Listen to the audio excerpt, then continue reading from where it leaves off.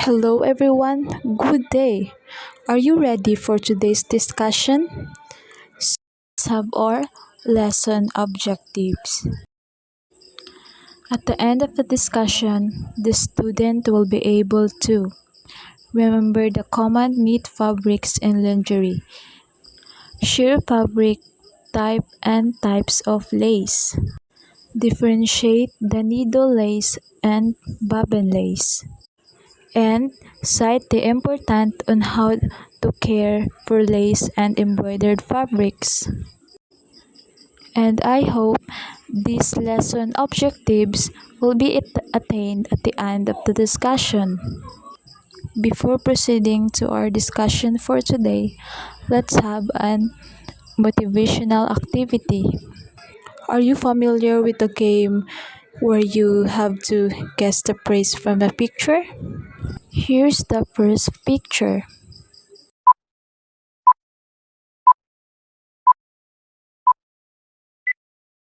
The correct answer is cornflakes. Next picture.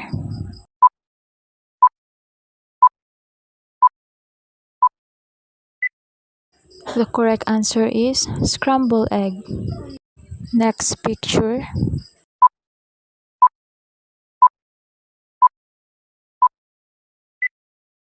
The correct answer is happy hour. Next picture.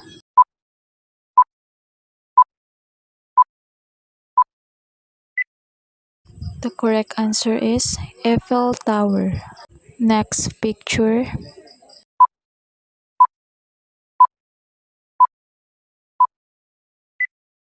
The correct answer is caterpillar. Next picture.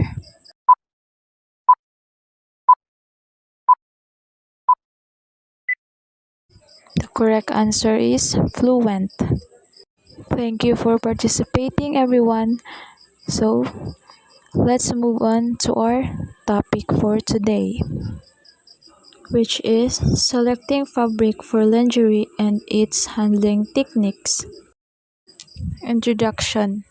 Lingerie can be made from either knit or woven fabrics, depending on the type of garments, the amount of ease and support, and the preference of the wearer. Knit fabrics are created with a knitting machine which produces interlocking loops of thread that allow the final fabric to stretch. The main difference between the properties of knits and woven knits is that knit stretch. It makes more comfortable to wear as they allow freedom of movement. So, knit fabrics are made using knitting machine.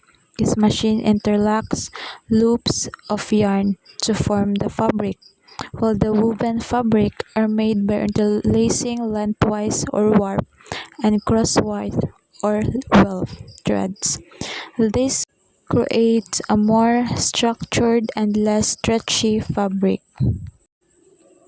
The most important consideration in sewing knits is to make sure that any seams you sew stretch along with the fabric to prevent thread breakage.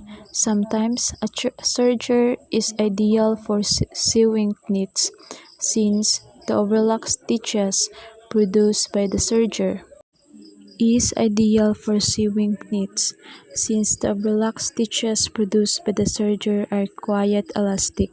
You can also use a narrow 0.5 mm to 1 mm zigzag stitch on your sewing machine to give seams more stretch. Here are the common knit fabrics in lingerie sewing. First is the nylon tricot, a warp knit fabrics with a structure that will appear different from typical weft knits such as jersey. This picture shows an example of nylon tricot. Next is light double knit. It is created with multiple sets of needles to produce two layers of fabric that are knitted together, thicker and sturdier than single knits, less prone to rolling or frying. Next is simplex, a double-faced knit fabrics used primarily for bra cups. It has four-way stretch, but very little of it. And mesh. It is commonly used in panties, creating breathable, light and sheer panels.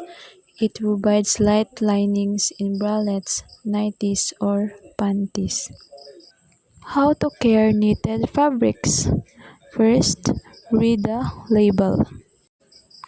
Always check the care label before washing, ironing, or storing your knits. Following its instruction will ensure that you preserve the life of your garment. Next, wash with care. Wash your garments inside out. Wool must be hand washed in tepid water or it will shrink. Gently swish your garment in the water and never rub or wring. Acrylic can be washed in the washing machine with your regular washing. Next is rinse the right way.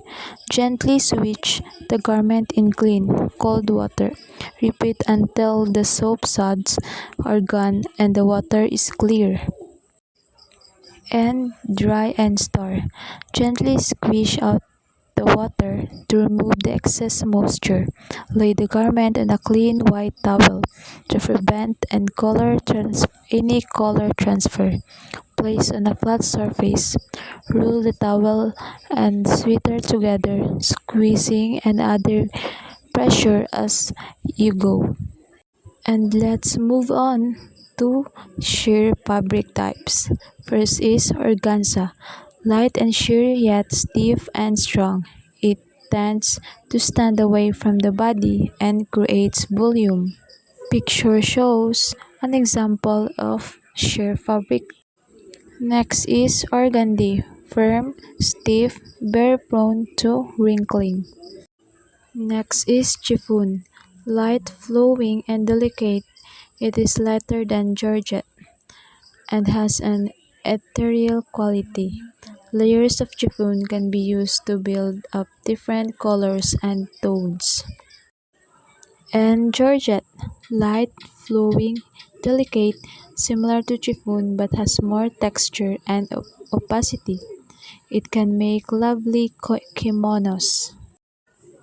Sewing with sheer fabrics. Wise with the design. Any seam, dart or hem will be visible in transparent fabric. To keep it all to a minimum, choose a pattern with a few details. Cut with ease. If you're working with slippery fabric like chiffon, tulle, silk, lace, or organza, try placing it between two layers of tissue paper and secure either pins or pattern weights.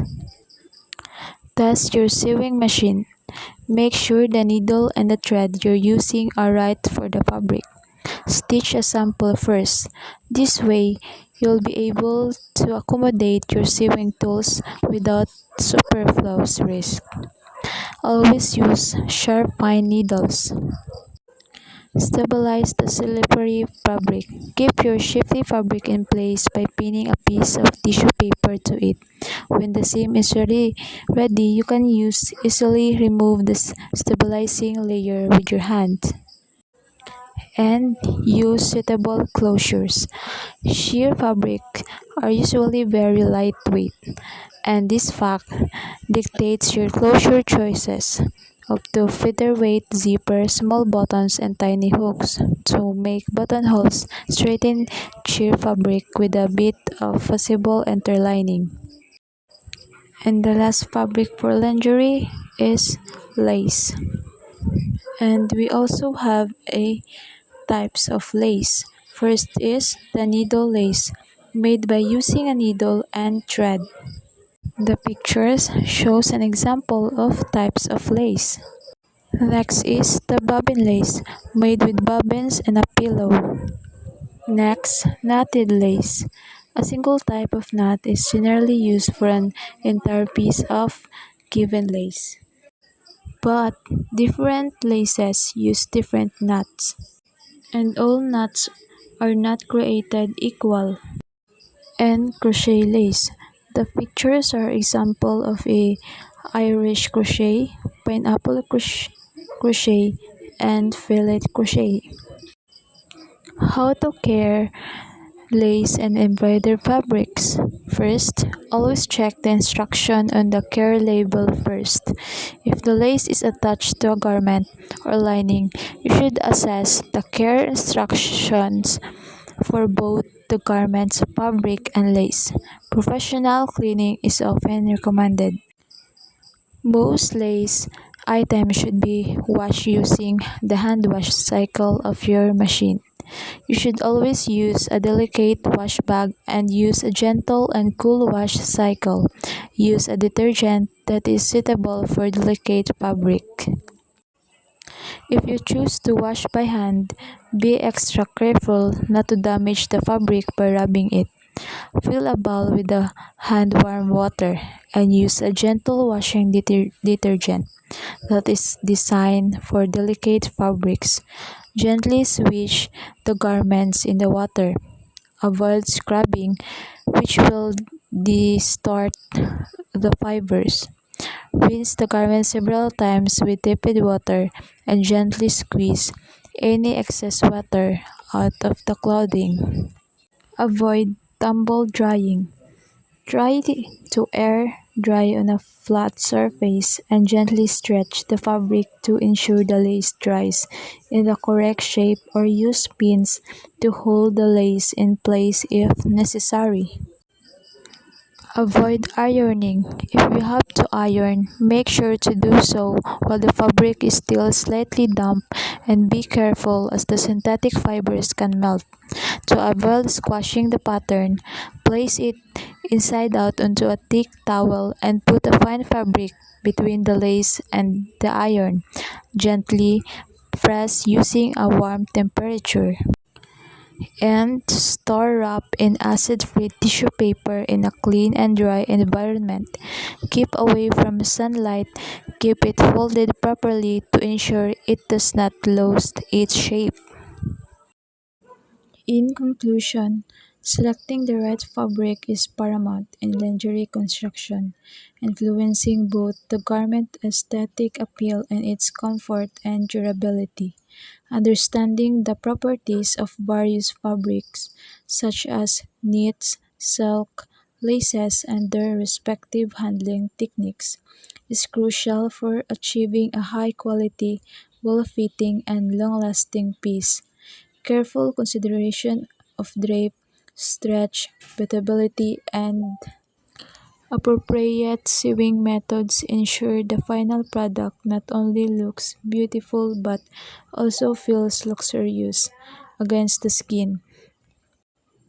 The choice of fabric and the skill in handling it are intrinsically linked, ultimately determining the success of the lingerie in making process. So, both the choice of fabric and the skill in working with it are essential for creating high quality lingerie. They are interconnected elements that work together to determine the final outcome.